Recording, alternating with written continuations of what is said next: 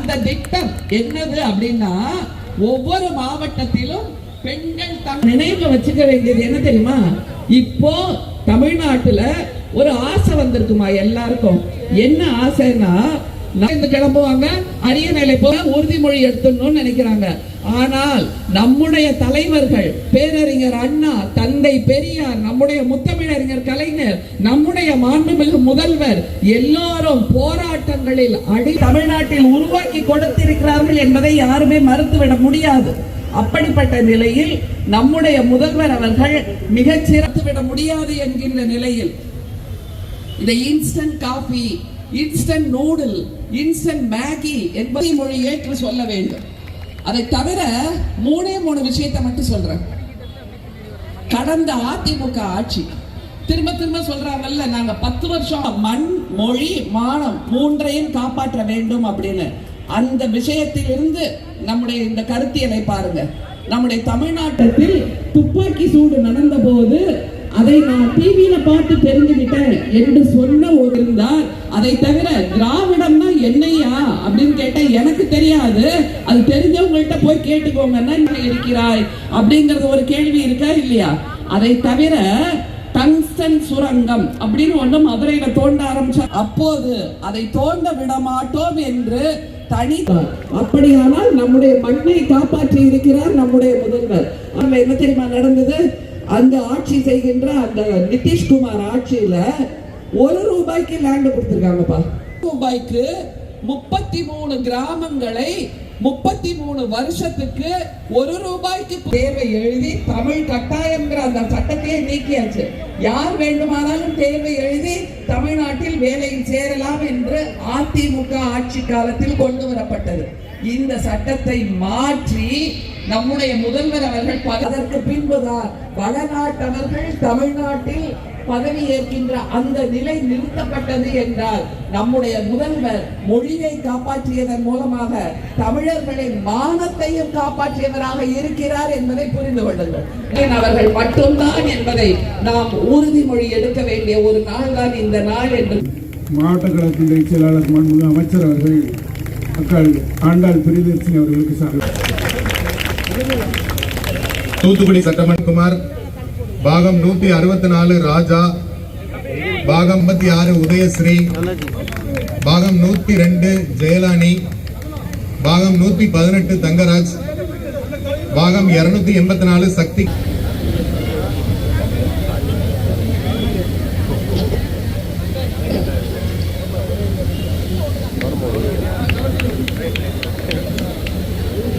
அடுத்ததாக விளாத்திக்குளம் சட்டமன்ற தொகுதி, வார்டு நம்பர் 205 விளாத்திக்குளம் பேரூராட்சி மாரிராஜ்.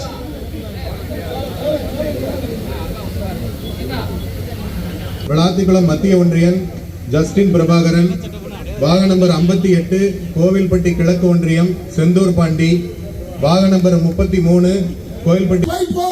அந்த சபதத்தை எடுக்கிற கூட்டம் இந்த கூட்டம். ஓரணியில் தமிழ்நாடு ஏன் திரள வேண்டும்? எதற்காக திரள வேண்டும்?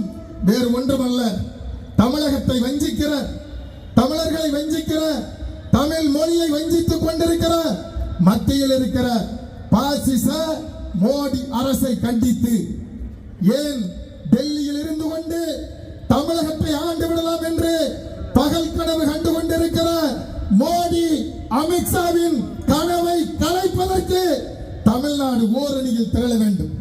யார் தலையில் விழுகிற அடிமை கூட்டத்தின் பின்னால் திரள முடியுமா? முடியாது.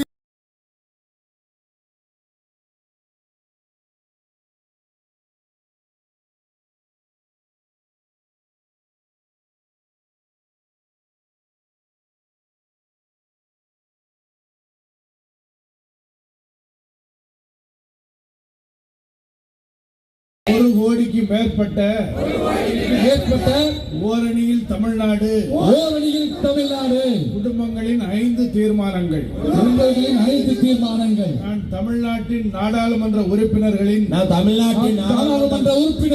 விகிதாச்சாரத்தை குறைக்கும் நியாயமற்ற தொகுதி மறுவரைக்கு பட்டியல் மோசடி மூலம் தமிழ்நாட்டு மக்களின் வாக்குரிமையை பறிக்கும்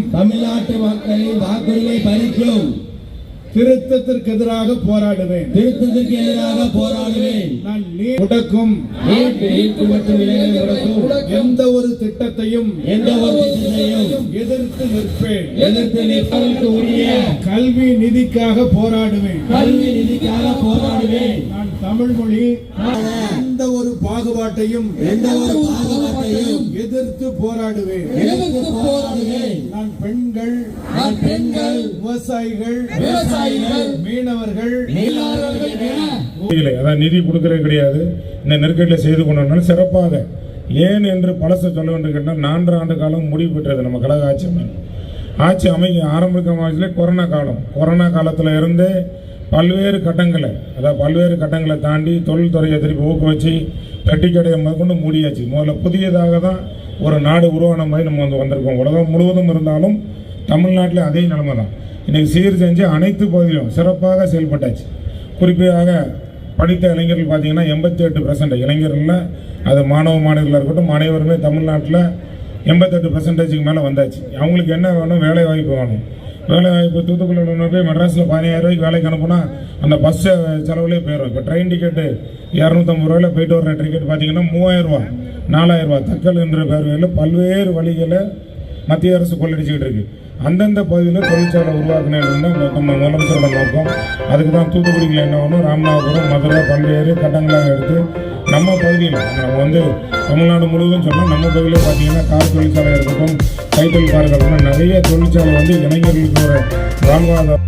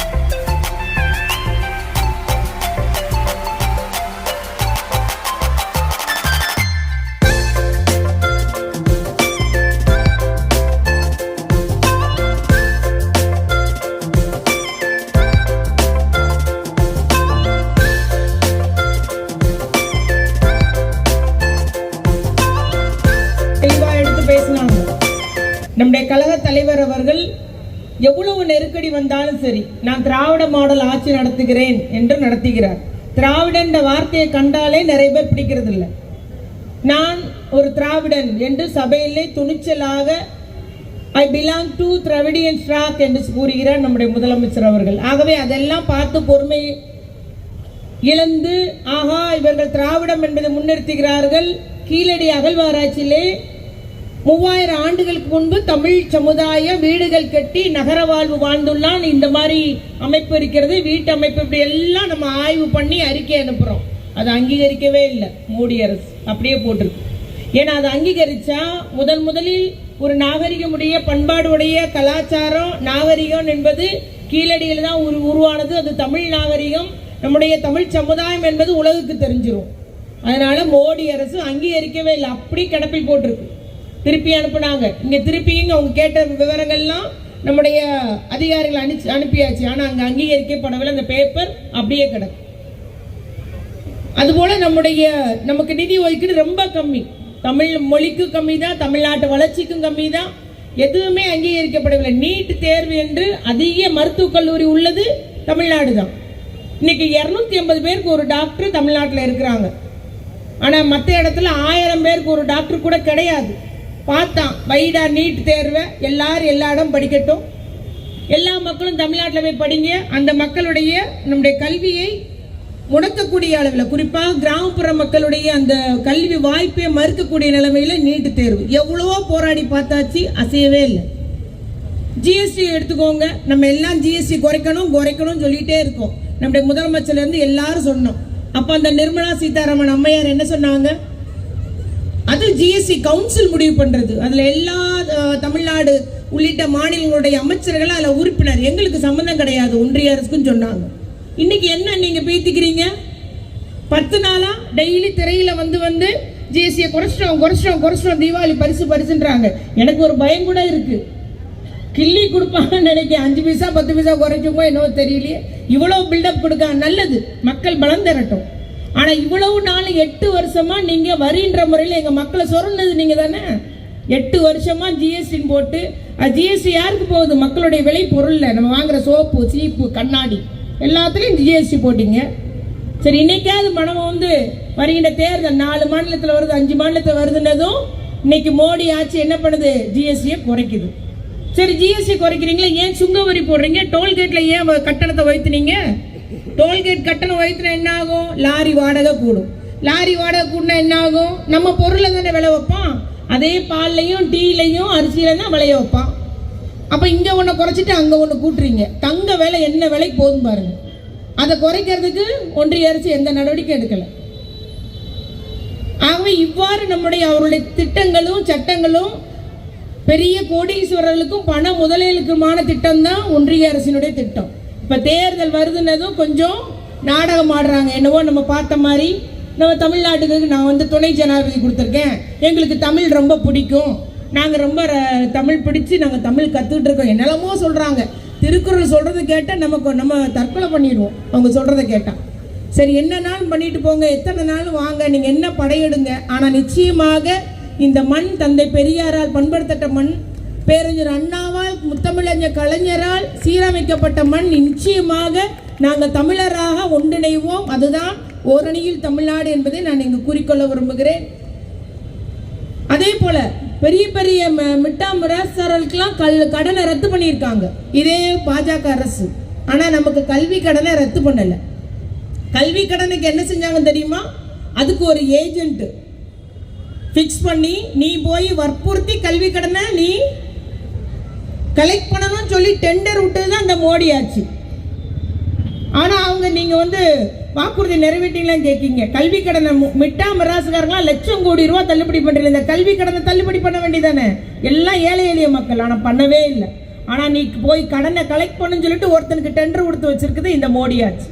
இவ்வாறு நம்ம சொல்லிகிட்டே இருக்கலாம். ஆனால் நம்முடைய முத்தமிழறிஞர் கலைஞருடைய ஆட்சியை, நல்லாட்சியை நம்முடைய தளபதியார் அவர்கள் ஆட்சி நடத்தி வருகிறார்கள். இன்னைக்கு தனிநபர் வருமானம் உயர்ந்திருக்கு, பொருளாதார வளர்ச்சி உயர்ந்திருக்கு, தொழில் வளர்ச்சி ஏற்பட்டிருக்குது.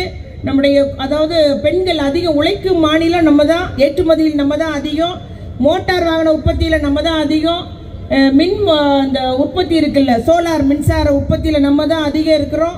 எல்லா தனிநபர் வருமானம் உயர்ந்திருக்குது. வறுமை கோட்டு பட்டியலோட எண்ணிக்கை குறைஞ்சிருக்குது. பட்டினி என்பது நம்முடைய தமிழ்நாட்டில் இல்லாத நிலையில் இருக்குது. இன்னைக்கு வீட்டுக்கு வீடு வயசானவங்களுக்கு ரேஷன் பொருள் கொடுக்குறாருங்க. அப்பா அம்மா இல்லாத பிள்ளைங்களுக்கெல்லாம் மாதம் 2000 ரூபா கொடுத்து நானே பார்த்துக்கிறேன், உன்னை படிக்க வைக்க, உன்னுடைய வாழ்வாதாரத்தை பார்த்துக்கிறேன்னு சொல்லிட்டு உதவி கொடுக்குறாரு. அவங்களுக்கெல்லாம் ஓட்டு இருக்கா? இல்லையே. ஆனாலும் அவன் தமிழ் சமுதாயம், நம்ம ஊர் நம்மள ஒரு பிள்ளை, நம்ம தம்பி, நம்மளுடைய பிள்ளை, அவனை நம்ம பாதுகாக்கணும்னு சொல்லிட்டு அந்த பிள்ளையும் பையனையும் இன்னைக்கு தலைவர் பாதுகாக்கிறார். இவ்வாறு ஒவ்வொரு திட்டமாக மகளிர் உரிமை தொகை எத்தனையோ பேர் கொடுக்குறாங்க. புதுமை பெண் திட்டம் கொடுக்குறோம். பாலுக்கு 3 ரூபா விலை குறைச்சிருக்கோம். ஏற்கனவே டீசல் விலையை குறைச்சோம் நம்ம. ஏற்கனவே கொரோனாவுக்காக நம்ம ஆட்சி வந்தது எல்லாத்துக்கும் ரேஷன் கடைக்கு 4000 ரூபா கொடுத்தோம். எடப்பாடி கொரோனால என்ன பண்ணாரு? வீட்டில் இருந்தாரா, பூட்டிக்கோ, வீட்டில் உட்காந்து, வேலைக்கு போகாத, கடையை திறக்காத, முத்தம் தொளிக்காத, வீட்டில் இரு, மூடிக்கோன்னாரு. மோடி என்ன சொன்னார்? கைத்தட்டு போயிரும், விளக்கு வை போயிரும், எல்லாரும் கோ கொரோனான்னு அடிச்சாங்க. முட்டாள்தனமான செயல்கள்லாம் சொன்னாங்க. ஆனால் நம்ம தலைவர் என்ன செஞ்சாரு?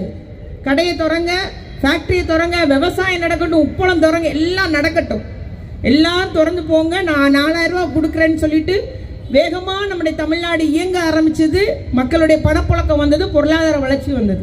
எல்லாரும் இன்னைக்கு கொரோனாலேருந்து ஏற்பட்ட லாஸில் மீட்டு வந்துட்டோம். அடுத்து வெள்ளம், எவ்வளோ லாஸு எல்லாத்துக்கும். தூத்துக்குடியில் அத்துணை பேருக்கும் லாஸ் தான். வீட்டில் மோட்டார் போச்சு, ஸ்கூட்டர் போச்சு, கிரைண்டர் போச்சு, ஃப்ரிட்ஜு போச்சு. இன்னைக்கு நம்ம கடுமையான உழைப்பில் எல்லாமே மீண்டு வந்திருக்கோம். நம்முடைய முதலமைச்சர் அன்னைக்கு கார்டுக்கு ரூபாய் 5000 நம்ம உப்பள தொழிலாளர் கொடுத்தாரு. மற்றவங்களுக்கு 6000 கொடுத்தாரு. கார்டுக்கு 6000, உப்பள தொழிலாளருக்கு டபுள் மடங்கு.